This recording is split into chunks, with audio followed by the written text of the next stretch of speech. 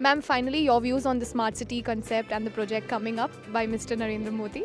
Well, the smart city plan, I believe, is one of the most beautifully designed plans in the country right now. The fact that municipal commissioners in cities are competing with each other for development, actually, I think gives it that spur and that boost that it needed. Because a lot of our cities currently are very badly managed, which we can see, if we go outside. All of the big cities need what we call brownfield overhauls, and also for new cities to come up from scratch, with planning, will ensure that in the next 20-30 years that the younger cities don't have the problems that the older cities are facing right now.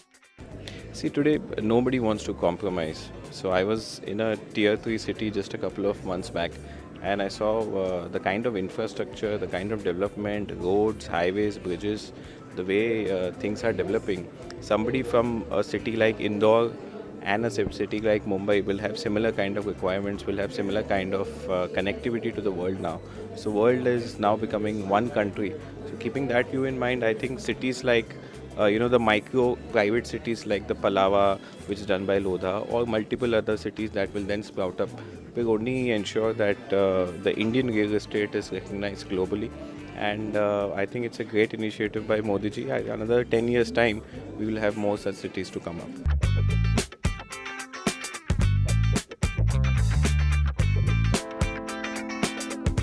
So with the global green initiative in the place and all the cities across the world growing at around double every 3 years, what is your take on improving the sustainability and how do you see this initiative contributing to the economy? See, it all depends on how much of public-private partnership the government can bring in. The number of cities with a million-plus population in India is expected to touch nearly 60 cities in the next 10 years. So the government needs to get in a lot more foreign direct investment and private participation in infrastructure schemes. This is inevitable, and if you look in terms of the pan-India geographical structures and materials that are there, East has its own dominance of using of clay and burnt brick, and they use the local material. Delhi, of course, is pretty different. Bangalore still uses a lot of wire-cut bricks and clay and granite.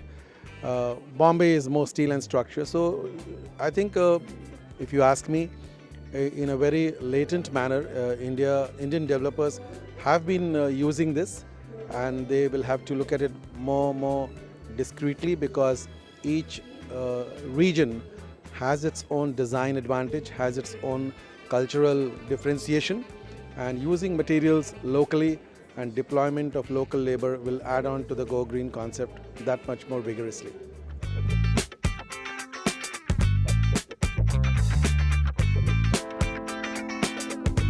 The Indian marketplace has become very aware of opportunities around the globe.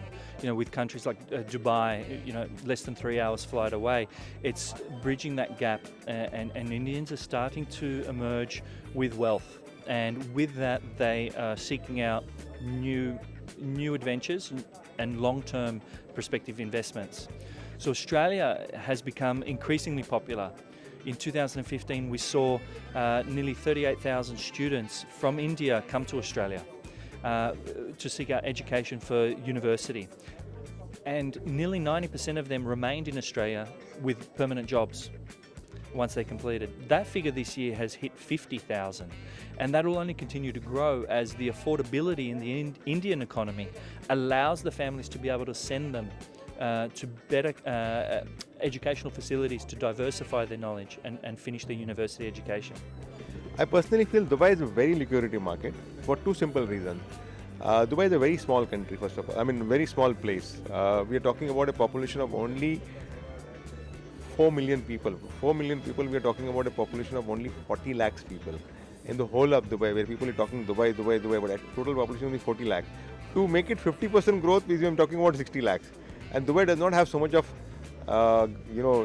land that they can occupy, that they can get a population of 60, 70, 80 lakhs in the future that they don't have land. So what I can foresee is the prices of Dubai, which is today at the lowest level, in the next 3 to 4 years, while the Expo 2020 is going to come over there, is going to really shoot up like anything. It's like if you compare today's prices of Dubai compared to Hong Kong, Singapore, London, we are at 1/3 or 1/4 of the prices. Now a Burj Khalifa apartment, which is the tallest tower in the world, is today sold at not more than 3,500 dirhams, which is about 70 to 80,000 rupees per square feet. Now today at 70,000 rupees, you can't even buy a small apartment in Bandra. So the properties which in Dubai, which is not a Burj Khalifa, a normal property, you can buy in the range of 20,000 dirhams to 30,000 dirhams, 20,000 rupees to 30,000 rupees a square feet. And what I'm talking square feet is all carpet area, not super built up and built up. So it's a very, very cheap price to invest in Dubai. And I personally feel that people who are looking at Dubai should not waste time and go immediately and pick up any property which they feel is good for them to invest in Dubai.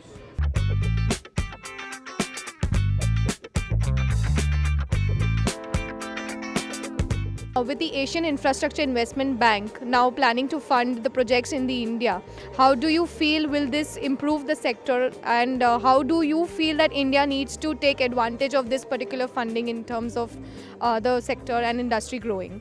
Well, with the government's plan of housing for all, for every Indian, that's a massive, ambitious plan. I mean, on one hand, it's a huge plan, but again, it's a huge opportunity also for everyone within the real estate sector. It's obvious that the central government is not going to build those many houses, millions of houses that are needed. The private sector will have to partner at some point, and we'll have to bring in investments like the one that you're mentioning.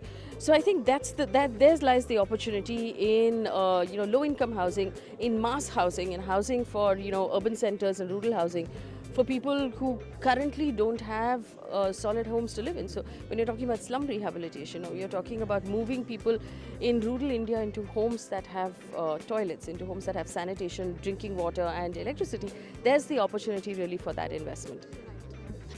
It's a great initiative, but the Indian government has to also realize, and if they were to take a bar chart, pie chart, in terms of how much difficult terrain it is to do the land title acquisition, get the permissions. I think very, very important today, the permissions that the time that is taking to get all the permissions are extremely, extremely difficult. Land is becoming a scarce commodity, and the developers are they have to buy TDRs, they have to look at a higher FAR, which means from a more horizontal based, we are forced to look at vertical structures, and then we have another department called the MEA. So what I'm saying is funding is one aspect, encouraging for economic development is one aspect, but at the state level and at the central level, there are various clearances which takes a huge amount of time, and that is becoming a roadblock for all major developers like us.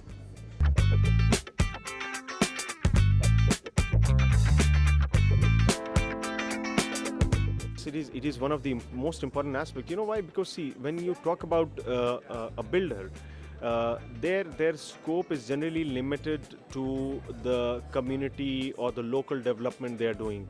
But when you talk about infrastructure, enduring infrastructure, it's very important that the road that leads to my project is rock solid. It is not crumbling. I come from Dubai. We have a business based in Dubai, headquartered in Dubai, which is rated #1 in terms of road infrastructure across the world. And trust me, I'm really amazed with the kind of infrastructure they have developed in Dubai in terms of accessibility, a lot of thought process going behind it. So it's not just about making it endurance, just looking at the endurance part of it, but also looking at the convenience part of it, the practicality part of it. I mean, can you imagine? I have seen roads which were built 15 years ago, never repaired, and they look as good as new till date. That is the kind of infrastructure they have developed. When you talk about endurance in infrastructure, it is also important to calculate and incorporate your future growth requirements. Whether it is STPs you are building, whether you are building your substations, it's very important that you take into account your future requirements, future expansions.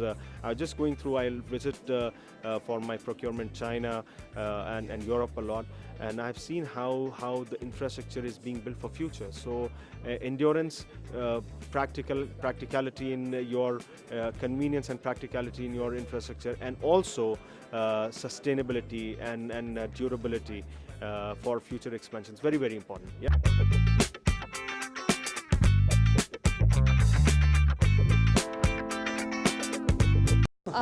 So, as a home buyer or somebody who's on the more on the client side and everything, what do you feel should be the next technology which will kind of give a change to the look at the construction and infrastructure industry? A lot of things got development has come because I'm banker, so I keep on meeting some clients like builders and all.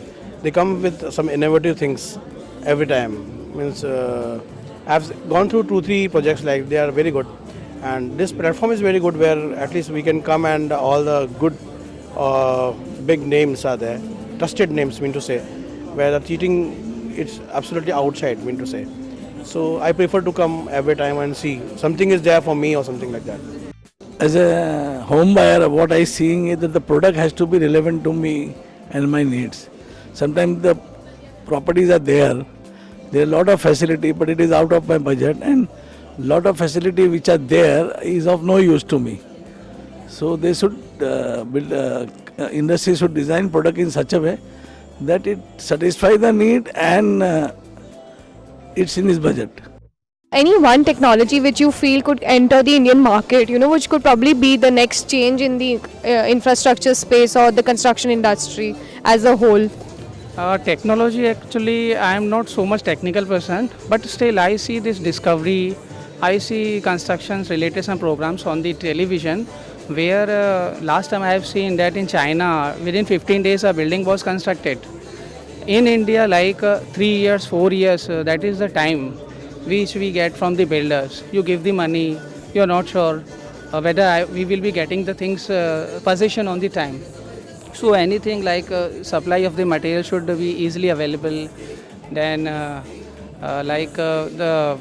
they should stick to the date on which they are telling that we will get the position, because next year the admissions are going to be started. We suppose we from the suburbs side, if I am moving to town side, then whether if the project is completed, then only I can get the admission of my kid and all those things. So government side some support should be there for the developers to clear the project early, and there should be some technologies where like Viva shuttering is there, I have seen. So the project the strength is also compared to the traditional one is more, and the project is completed early on time. So those are the things from my side.